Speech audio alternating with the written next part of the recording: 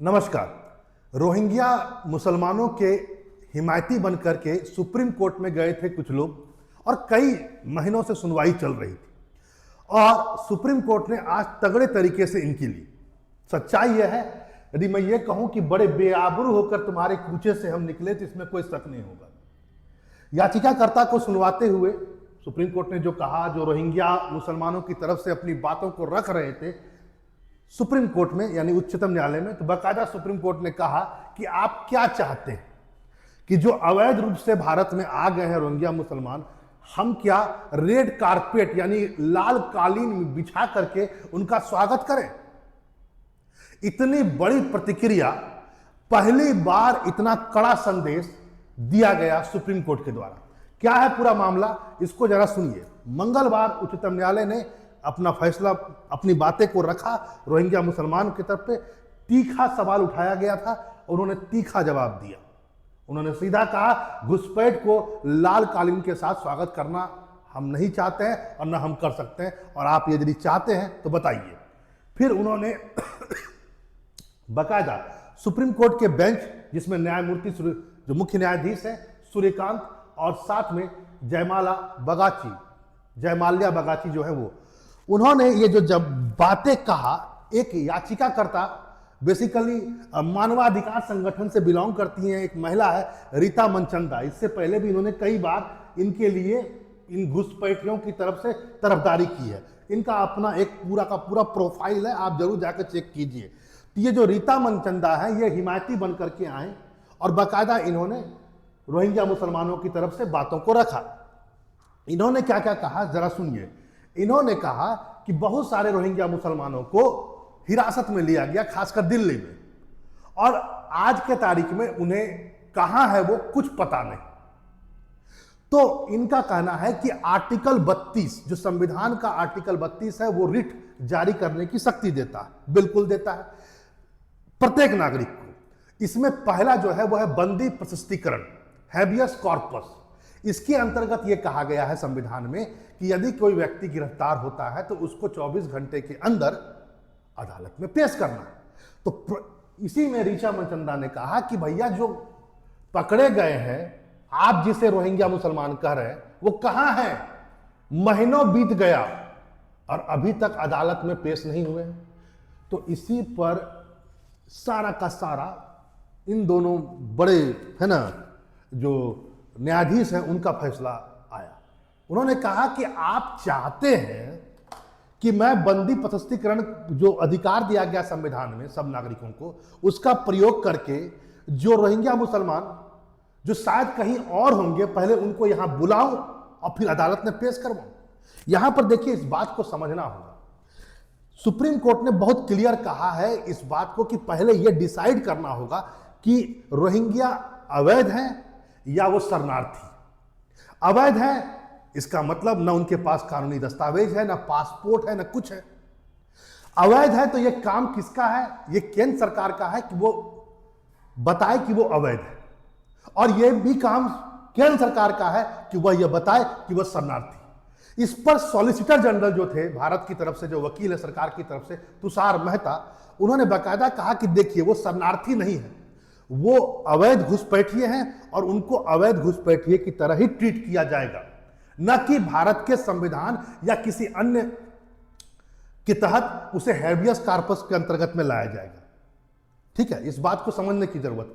यहां पर कुछ बातों को और मैं कह दूं, वो यह है कि और जरा इस बात को जरा समझिए। यही याचिकाकर्ता की तरफ से मुख्यतः यही है, इन्हीं का नाम है रीता मनचंदा। बाकायदा इन्होंने यही सब बातें कहा कि कोई जानकारी नहीं है, क्या ठिकाना है, जिसको पकड़ा गया वो कहां है पता नहीं, ये सब बातें उन्होंने कहा। देखिए, इस पर सुप्रीम कोर्ट ने क्या क्या कहा, जरा उसको भी सुनिए। भारत में रहने का कानूनी दर्जा नहीं है, पहला पॉइंट रोहिंग्या को, और आप घुसपैठ हैं तो उत्तर भारत की तरफ यदि आप भरेंगे तो हमारी सीमा है पाकिस्तान के साथ, तो ये तो और भी ज्यादा संवेदनशील होता है। ये सब बातें अगर फिर उन्होंने क्या कहा, जरा सुनिए। उच्चतम न्यायालय ने क्या क्या कहा। अगर कोई घुसपैठिया आता है तो क्या हम उनका भव्य स्वागत करें और कहते हैं कि हम आपको सभी सुविधाएं देना चाहते हैं, ये कहें हम आपको उनको?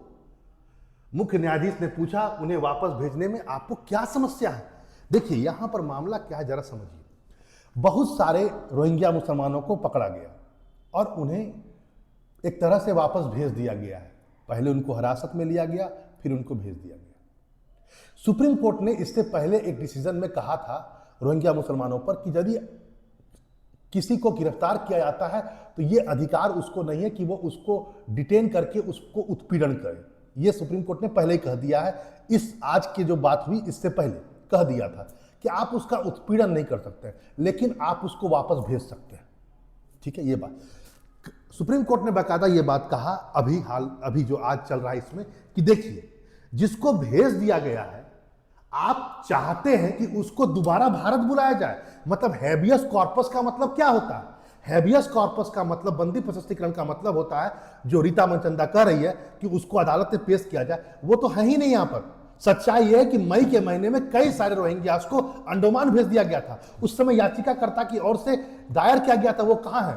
तो बाकायदा उस समय सुप्रीम कोर्ट ने कहा था कि अभी माहौल बहुत खराब है, ऑपरेशन सिंदूर का दौर चल रहा था, अभी आप इस पर बात नहीं कीजिए। म्यांमार गवर्नमेंट के साथ मिलकर के हम लोगों ने कई सारों को अंडमान भेज दिया था, फिर वहां से म्यांमार गवर्नमेंट ने वो ले गए। अब जिनको जिनको पकड़ा गया है, इनका कहना है, रीता मनचंदा का, कि हैबियस कॉर्पस ये बोलता है कि यदि आपने उसको गिरफ्तार किया, चाहे आप विदेशी ही क्यों ना हो, तो उसको अदालत में पेश करना होगा। तो प्रॉब्लम यह है कि वो विदेशी कहां है और न वो रिफ्यूजी है। यह बात सुप्रीम कोर्ट ने आज समझा दिया।